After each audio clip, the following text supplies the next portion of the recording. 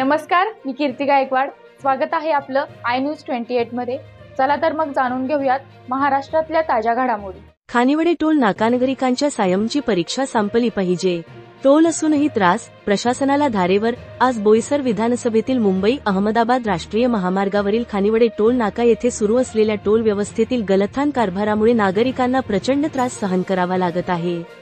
वाहतूक कोंडी, रखडलेला प्रवास, वेळेचा अपव्यय आणि असुविधा यामुळे प्रवाशांचा सनीम सुटू लागला आहे. या पार्श्वभूमीवर बोईसर विधानसभेचे कार्यक्षम आमदार माननीय विलास तरे साहेब यांनी टोल नाका प्रशासनाला थेट जाब विचारत यंत्रणेच्या हलगर्जीपणावर तीव्र शब्दांत नाराजी व्यक्त केली. टोल वसूल केला जात असूनही रस्त्यांची अवस्था दयनीय आहे.